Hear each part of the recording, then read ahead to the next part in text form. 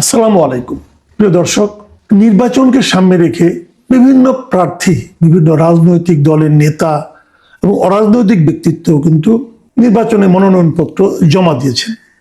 এর মধ্যে কিছু বৈধ হয়েছে, কিছু অবৈধ হয়েছে, অবৈধগুলো নিয়ে আপিল চলছে, হয়তো দু একদিনের মধ্যে এগুলো সমাধান হবে। তো এই হলফনামাগুলো নিয়ে বিভিন্ন পত্রপত্রিকায় রিপোর্ট হয়েছে। অনেকে অতি উৎসাহী আবার নির্বাচন কমিশনের ওয়েবসাইটে গিয়ে হলফনামাগুলো ডাউনলোডও করছেন পরবর্তীতে, যাতে নাকি সংরক্ষণ করা যায়। তো সেরকম বোকাদের মধ্যে আমিও একজন। আমি মোটামুটি এর মধ্যে 300 আসনের সকল প্রার্থীরই হলফনামাগুলো ডাউনলোড করে ফেলার চেষ্টা করছি, কারণ এগুলো পরবর্তী সময় হয়তো যদি না পাই, নিজের সংরক্ষণে থাকলো।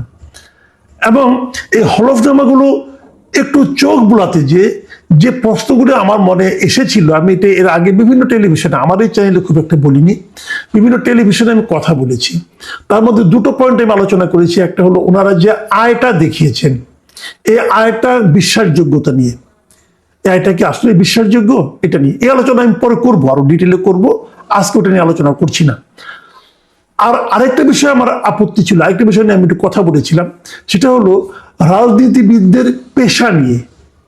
তাদের পেশাটা আসলে কি, এটা আমার জানার খুব আগ্রহ। কারণ ওখানে যে হলফনামায় যে কথাগুলো আপনাকে জানাতে হয়, তার মধ্যে 4 নম্বর ধারায় বলা হয়েছে যে আপনার পেশা কি, আপনার পূর্বতন পেশা কি, আপনার স্ত্রীর বর্তমান পেশা কি, এবং আপনার স্ত্রীর পূর্বতন পেশা কি। এই কয়টা পয়েন্ট আপনাকে লিখতে হবে, এটা বলা আছে এখানে। তাহলে পেশা জিনিসটা কি আসলে? যেমন আমাকে যদি বলো তোমার পেশা কি, আমি বলি আমার পেশা সাংবাদিকতা, এটা আমি বলি। পূর্বতন পেশা কি, ওটাও সাংবাদিকতা। তার মানে আমি বলতে চাচ্ছি, আমি আগেও সাংবাদিকতা করতাম, এখনো সাংবাদিকতা করি। কত আগে থেকে করি? হ্যাঁ, আমি প্রায় 3 দশকেরও বেশি সময় ধরে সাংবাদিকতা করি। আমার সাংবাদিকতার বয়স এখন 36 বছর ধরে আমি সাংবাদিকতা করি। বিভিন্ন সময় বিভিন্ন পত্রিকায় সাংবাদিকতা করেছি, সাপ্তাহিক পত্রিকায় করেছি, দৈনিক পত্রিকায় করেছি, আবার টেলিভিশনে করেছি, আবার অনলাইনে করেছি। বিভিন্ন জায়গায় আমি সাংবাদিকতা করেছি, এগুলো আমার পেশা। আমার বর্তমান পেশা কি? হ্যাঁ, আমি এখনো সাংবাদিক। অনেকে আমার জিজ্ঞাসা করেন আমাকে, কিছু কিছু লোক আছে, বিশেষ করে আমি এই নিউ ইয়র্কে থেকে যিনি অনলাইনে একজন সাংবাদিকতা করেন বলে আমি মনে করি, নিজে অবশ্যই নিজেকে সাংবাদিক দাবি করেন না, মিস্টার ইলিয়াস হোসেন, উনি ওনার ভক্তদের মাধ্যমে প্রায় একটা কথা বলেন, মাসুদ কামাল কোন পত্রিকার সাংবাদিক, কোন মিডিয়ার সাংবাদিক। সে জবাব আমি দিচ্ছি। সাংবাদিকদের মধ্যে কিন্তু একাধিক রকম সাংবাদিক আছে। একটা সাংবাদিকতা একটা ক্যাটাগরি হলো যে তারা হলো ফ্রিল্যান্স জার্নালিস্ট, তারা কোনো নির্দিষ্ট পত্রিকা অথবা নির্দিষ্ট মিডিয়ায় কাজ করে না, বিভিন্ন মিডিয়াতে ওনারা কাজ করেন, এবং সেই যে কাজ করেন ওর বিনিময়ে যে কাজটা করেন তার পারিশ্রমিক পান। এরকম সাংবাদিক বাংলাদেশে অনেক আছে। আমি এখন ফ্রিল্যান্সিং করি, একটা ফ্রিল্যান্স জার্নালিস্ট। আমি 2022-এর অক্টোবরে আমার ওই সাংবাদিকতার চাকরি থেকে আমি রিটায়ারমেন্টে গিয়েছি, বলে দিয়ে গেছি। এবং যখন আমি ওই চাকরিটা ছাড়ি, তখন আমি বলেছিলাম যে আমি আর সাংবাদিকতার চাকরি করব না, সাংবাদিকতা করবো কিন্তু সাংবাদিকতার চাকরি করব না। আমি এরপর থেকে বিভিন্ন পত্রপত্রিকায় লিখি, যেমন আপনার জার্মানির থেকে বের হয়ে যায় ডয়চে ভেলেতে আমি নিয়মিত কলাম লিখি। বাংলাদেশে একটা পত্রিকা আছে আজকের পত্রিকা, এখানেও আমি নিয়মিত কলাম লিখি। আরো অনেক পত্রিকায় কিন্তু আমি কলাম লিখি, এবং যারা কলাম এরকম লিখেন তারাও সাংবাদিক। এমনকি যে সাংবাদিকের নাম আপনি কখনো দেখেন না, যিনি একটা পত্রিকার, আমরা অনেকে বলে প্রুফ রাইটার, আসলে প্রুফ রাইটার না, তারা হলো সহ সম্পাদক বলি আমরা বাংলায়। তো যারা প্রুফ দেখেন তাদের নাম কিন্তু আপনারা কোথাও পাবেন না, কিন্তু ওনারা সাংবাদিক ভাই, সাংবাদিকতার সংজ্ঞার মধ্যে ওনারা পড়েন। কাজে পত্রিকা চাকরি না করেও যে সাংবাদিকতা করা যায়, তারা হলে ফ্রিল্যান্সিং কথাটা আসলে কেন, ফ্রিল্যান্স সাংবাদিক কথা আসলো কেন? সারা দুনিয়াতে এটা আছে, অনেক বড় বড় সাংবাদিক আছে তারা ফ্রিল্যান্সিং করে। আমি ছোট সাংবাদিক, বাট ফ্রিল্যান্সিং করি। তার বাইরে আমি এখন তো মনে করেন আপনার ট্রেডিশনের বাইরে এই সোশ্যাল মিডিয়ারও সাংবাদিকতা আছে। আমি সেখানে যে আমার যে ইউটিউব চ্যানেল আছে, আমি সেখানেও কিন্তু সাংবাদিকতার যে চরিত্রটা, যে পলিসিটা, যে নৈতিকতাটা, সেটা বজায় রাখার চেষ্টা করি। তো যা হোক, আমি আমার মতো সাংবাদিকতা করি। তো এরকম অনেকগুলি পেশাই কিন্তু আছে, যে আপনি কোনটা দিয়ে আপনার জীবন নির্বাহ করেন, ওটাই হলো আপনার পেশা। পেশাটা কি? পেশা কিন্তু ওইটাই, যে কাজের মাধ্যমে আপনি জীবন নির্বাহ করেন, আপনার পরিবার চালান, সেটাই হলো আপনার পেশা। তো আমার বক্তব্যটা ছিল যে যারা নাকি এরকম মনোনয়নপত্র দাখিল করেছেন, ওনাদের আসলে পেশাটা কি। আমি এই কথা প্রশ্ন আমার জেগেছে এই কারণে যে আমি অনেকগুলো মানে অনেক প্রার্থীর আমি হলফনামা দেখেছি। কারো পেশা চিকিৎসা, কারো পেশা ব্যবসা, কারো পেশা আইন ব্যবসা, কারো পেশা মাছের ব্যবসা, এরকম কারো ব্যবসা ইদানিং দেখতেছে একটা পরামর্শক, এরকম নানা ধরনের পেশা। রাজনীতি পেশা আমি খুবই কম পেয়েছি, আমি এ যাবৎকালে যতগুলি দেখেছি খুব কম পেয়েছি। তো আমার প্রশ্নটা হলো, আপনি তো আসলে আপাতমস্তক রাজনীতিক, তাহলে আপনি পেশা হিসেবে রাজনীতির কথা লিখবেন না কেন? এটা বলতে যে আমি উদাহরণ হিসেবে জামায়াতের আমির ডাক্তার শফিকুর রহমানের উদাহরণটা একটা টেলিভিশনের টকশোতে আমি বলেছি, যেটা হলো নিউজ চ্যানেল 24 নামে একটা টেলিভিশন, সেই টেলিভিশনে দুদিন আগে আমি বলেছি যে জামায়াতের আমির যিনি আছেন ওনার পেশাটা কি আসলে। উনি তো ফুল টাইম রাজনীতি করেন, এবং জামাতের রাজনীতিটা কিন্তু এমনই, জামাতে যারা ফুল টাইম রাজনীতি করেন তাদেরকে জামাত দলীয় ভাবে তাদেরকে টাকা দেয়। এটা আমি ভালো, আমি পছন্দ করি এটা। তাহলে ওনার পেশাটা কি? ওনার মনোনয়নপত্রে, দাখিলকৃত মনোনয়নপত্রে হলফনামায় উনি দিয়েছেন ওনার পেশা হলো চিকিৎসক। এখানে আছে দুটো পয়েন্ট হলো, বর্তমান পেশা উনি লিখেছেন, আপনারা দেখুন আমি এখানে দিয়ে দিচ্ছি। ওনার বর্তমান পেশা দিয়েছেন চিকিৎসক, ওনার পূর্বতন পেশা দিয়েছেন চিকিৎসক, ওনার স্ত্রীর পেশা হলো গৃহিণী, ওনার স্ত্রীর পূর্বতন পেশা হলো গৃহিণী। এই হলো উনি বলেছেন। প্রথমত ব্যাকরণগত একটা ভুল আছে, ওনার পেশা চিকিৎসা হবে, চিকিৎসা সেবা হবে, চিকিৎসক কেন আমি বুঝতে পারলাম না, চিকিৎসক তো হলো না। যাও, তারপরে আমি ধরে দিলাম ঠিক আছে। তো আমি এই জায়গাটাতে একটা প্রশ্ন করেছিলাম যে পেশায় যদি উনি চিকিৎসক হন, তাহলে ওনার চেম্বারটা কোথায়, উনি কোথায় চিকিৎসা করেন? আমি এই প্রশ্নটা করেছিলাম যে কেন ভাই আপনি লিখতেন যে আপনার পেশা রাজনীতি, কোনো সমস্যা তো নাই, আপনার পেশায় চিকিৎসক হয় কি করে? আপনি তো কোথাও চেম্বার করেন না, আপনি তো কোথাও চিকিৎসা শাস্ত্রের কোনো কাজই এখন করেন, আপনি ফুল টাইম পলিটিক্স করেন। এবং ফুল টাইম পলিটিক্স করা তো কোনো অন্যায় কাজ না, এটা তো ভালো কাজ। আপনি ফুল টাইম পলিটিক্স করেন বলেই তো আপনি রাজনীতিতে আসছেন, আপনি এখন ইলেকশন করছেন, জনগণের কাছে ভোট চাচ্ছেন, জনগণ ভোট দিলে আপনি দেশের প্রধানমন্ত্রী অথবা বড় কোনো গুরু দায়িত্বে যাবেন, এটা তো কোনোটাই কোনো আপত্তি নাই। আপনি আপনার যোগ্যতার কারণে পলিটিশিয়ান হয়েছেন, তাই না? যা হোক, আমার ওই বক্তব্যকে কেন্দ্র করে আমি হঠাৎ করে দেখলাম যে গতকালকে একজন বিখ্যাত ব্যক্তি একটা পোস্ট দিয়েছেন। সে বিখ্যাত ব্যক্তি হলেন মিস্টার পিনাকি ভট্টাচার্য। উনি প্যারিসে থাকেন এবং ওখানে বসে বসে দেশ উদ্ধার করেন। কোনো সমস্যা নাই, দেশ উদ্ধার করলেই হলো এক জায়গা থেকে, এটা আমার কোনো আপত্তি নাই।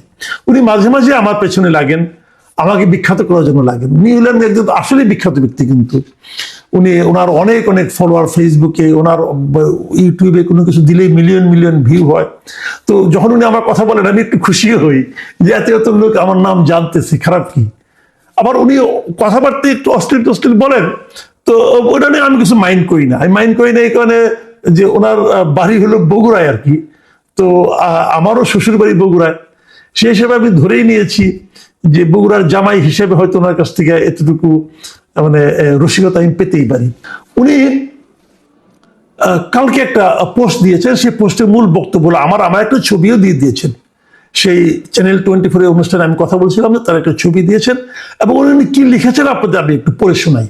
উনি লিখেছেন, 80-র দশকে ডক্টর কামাল হোসেন প্রেসিডেন্ট ইলেকশনে দাঁড়াইছে, স্থানীয় বিএনপির নেতা জিয়াউর রহমানের ক্যাম্পেইন করতে যায় বলতেছে, ডাক্তার কামাল হোসেন রে কখনো রুগীর চিকিৎসা করতে দেখেছেন?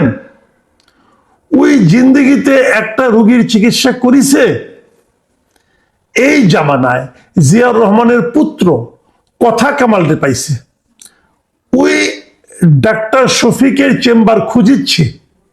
এই হইতেছে বাঙ্গু এলিট, এরে নিয়ে আমরা বিপদে আছি। কিন্তু ভাবেন একবার ওই মহাথির মোহাম্মদ রে চে গুয়েভারা বা ফুটবলার সক্রেটিসের চেম্বার দেখতে চাইলে কিন্তু সারা দুনিয়ায় বিপদে পড়বে। এই হলো ওনার লেখা, ওনার স্টাইল এরকম। ওই যে বললাম পড়াশোনা করেন, তার প্রমাণ হলো উনি জানেন যে মহাথির মোহাম্মদ পেশায় ডাক্তার, চে গুয়েভারা পেশায় ডাক্তার ছিলেন, এবং ব্রাজিলের ফুটবলার ছিলেন যিনি সক্রেটিস, উনিও পেশায় ডাক্তার ছিলেন। কাজে উনি জানেন। এবং আমার মজার ব্যাপার হলো পিনাকি ভট্টাচার্য সাহেব নিজেও পেশায় ডাক্তার ছিলেন, উনি ডাক্তারি পড়েছেন আর কি। তো এদের চেম্বার খুঁজলে নাকি পৃথিবী বিপদে পড়বে। তো ভাই পিনাকি ভাই, আপনাকে একটা কথা বলি, আমি তো ডাক্তার লেখার কারণে তার চেম্বার খুঁজিচ্ছি না, আমি তার চেম্বার খুঁজিচ্ছি এই কারণে যে উনি লিখেছেন যে উনি পেশায় ডাক্তার। উনি যদি ওই হলফনামায় পেশায় জায়গায় ডাক্তার না লিখে লিখতেন রাজনীতিবিদ, তাহলে কিন্তু আমি এটা খুঁজিতাম না। আমি ভালো বগুড়ার ভাষা বলতে পারি না, যদিও বগুড়ার মহিলার সঙ্গে থাকি, কিন্তু ভালো বলতে পারি না, আমি খুঁজিতাম না ভাই। যেমন আপনি ডাক্তার লেখেন, আপনার আপনার মানে আপনি ডাক্তারি পড়াশোনা করেছেন, কিন্তু আপনার চেম্বার কিন্তু আমি খুঁজবো না, কারণ পেশায় আপনি ওষুধ কোম্পানিতে চাকরি করতেন, এখন আবার অন্য কোনো কোম্পানিতে চাকরি করেন। আপনি তো পেশায় যদি বলেন যে আমি পেশা ডাক্তার, আমি বলে আপনি পেশা হলো চিকিৎসা, যদি এটা আপনি বলেন তাহলে আমি খুঁজবো, নাহলে আমি খুঁজবো কেন? এখন প্রশ্ন হলো যে উনি লিখেছেন নিজের হলফনামায় যে উনার পেশা হলো চিকিৎসা, লিখেছেন বলে আমি জিজ্ঞাসা করেছি। আর এটা কিন্তু ওই কারণে যে আপনি তো আসলে চিকিৎসক নন, আপনি ডাক্তারি পড়েছেন, আপনি চিকিৎসা শাস্ত্রে ডিগ্রি নিয়েছেন, কিন্তু আপনি পেশাদার চিকিৎসক এখন নন। আপনি লিখতে পারতেন আপনার পূর্বতন পেশা চিকিৎসা, বর্তমান পেশা রাজনীতি, কোনো আপত্তি ছিল না আমার। আমি ওই অর্থে বলেছি। যেমন আপনি পিনাকি সাহেব, আপনি একসময় ডাক্তারি পড়েছেন, একসময় ওষুধ কোম্পানির আপনি একজন কর্ণধার ছিলেন, তাহলে আপনি পূর্বতন পেশা হতে পারে ওষুধ কোম্পানির কর্ণধার, সিইও অথবা যাই হোক না কেন। সেটা নিয়ে আলোচনা যত কম করা যায় তত আপনার জন্য ভালো, কারণ ওখানে আপনার কিছু অপকর্ম টর্পক আছে আর কি। যাই হোক, ওটা বাদ দেন, ওটা আবার বলি না, বললে আবার রেগে মেগে আমার নামে আবার একটা মানহানি মামলার জন্য হুমকি দিতে পারেন। উনি কিন্তু আমার নামে একটা মানহানি মামলার উকিল নোটিশ পাঠিয়েছিলেন, ভেরি ইন্টারেস্টিং। যদিও ওটাকে আমি খুব একটা অনার করিনি, ফেলে দিয়েছিলাম, তো কি আর করা যাবে। উনি তো আবার মামলাটা করেন নাই কেন বুঝতে পারলাম না, করলে একটু খুশি হইতাম, শ্বশুরবাড়ির দিক থেকে একটা উপহার পাইতাম আর কি। যা হোক, সে আলোচনা বাদ দিই। কাজে আমি ওই জন্য লিখেছি। কাজে আমার প্রশ্নটা মূলত ছিল যে রাজনীতিবিদরা যখন হলফনামা দিবেন, সে হলফনামায় এমন এমন কথা লিখবেন না যাতে নাকি সাধারণ মানুষ বিভ্রান্ত হতে পারে। সেই জন্য আমি কথাটা বলেছিলাম। যেমন আমি একটা উদাহরণ দিয়ে বলি আপনাকে, এই যে তারেক রহমান সাহেব যে হলফনামা দিয়েছেন, তারেক রহমান সাহেব যে আয় দেখিয়েছেন, ওটা নিয়ে আমার আপত্তি আছে, আমার সন্দেহ হয়েছে, আমার বিশ্বাস হয়নি, আমি বলেছি। কিন্তু উনি কি জানেন উনি ওনার পেশা কি লিখেছেন? উনি ওনার পেশা লিখেছেন রাজনীতি। উনি ওনার পূর্বতন পেশাও লিখেছেন রাজনীতি। উনি ওনার স্ত্রীর পেশা লিখেছেন চিকিৎসক, স্ত্রীর পূর্বতন পেশাও লিখেছেন চিকিৎসক। তার মানে ওনার স্ত্রী জীবনে চিকিৎসা পেশা ছাড়া অন্য কোনো কিছু করেনি। তারেক রহমান সাহেব জীবনে রাজনীতি ছাড়া অন্য কোনো পেশায় যুক্ত হননি। সোজা হিসাবে ভাই, সরল পথে থাকেন। শফিকুর রহমানের এটা ভুল হলো কেন? এটা কি শফিকুর রহমান নিজে হাতে ভুল করেছেন? আমি কিন্তু তা মনে করি না। আমি জানি আমাদের এখানে ইনকাম ট্যাক্সের ফাইলগুলো কারা পূরণ করে, এটা কিন্তু আরেকজন ইনকাম ট্যাক্সের উকিল পূরণ করে দেয়, কিন্তু অনেক কিছু লেখে। এখানেও আমার ধারণা তার হয়ে অন্য কেউ করেছেন, যিনি এই কাজগুলি করেছেন, এমনকি ওনাদের আয় টাই নিয়ে যিনি অঙ্কগুলি বসিয়েছেন, তারা ভুল করেছেন, তারা অন্যায় করেছেন। আমি তাদেরকে সতর্ক হওয়ার জন্য বলেছি। এতে গায়ে জ্বালা লেগে গেছে পিনাকি সাহেবের। কেন ভাইয়া, আপনি কি জামাতের দায়িত্ব নিয়েছেন নাকি? জামাতের পিয়ারও হয়েছেন ভাই? কারণ পিয়ারও হইয়েন না,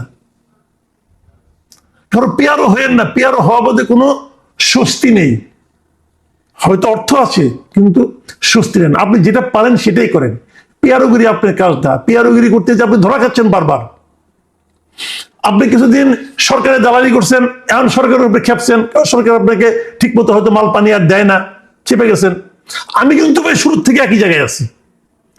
এই সরকার যেদিন দায়িত্ব নিছে সেই দিন থেকে আমি বলছি এই সরকার পারবে না। এটা আপনি একদিন পরে বলতেছেন, কিন্তু আপনার তো আমার আগে বলা উচিত ছিল, কারণ আপনি তো আমার চেয়ে অনেক জ্ঞানী বলে আমি মনে করি। জ্ঞানী মানুষ বুঝতে এত সময় লাগে কেন ভাই? এত সময় কেন লাগে? তো আমি আপনার কাছ থেকে সমালোচনা আশা করি, আরো তীব্র সমালোচনা আমাদের করেন। গালাগালি আপনি এটা মেনে নিচ্ছে, আপনার কাছে আমার গালাগালি কোনো আপত্তি নাই, কারণ আপনি আমার শ্বশুর বাড়ির লোক, কোনো আপত্তি নেই গালাগালি, কারণ বাঙ্গু টাঙ্গু যা বলার বলেন। আমি মনে করি এটা আপনার মুখেই থাকবে, আমার কাছে আসবে না, কোনো সমস্যা নাই, তাতে আমি হ্যাপি।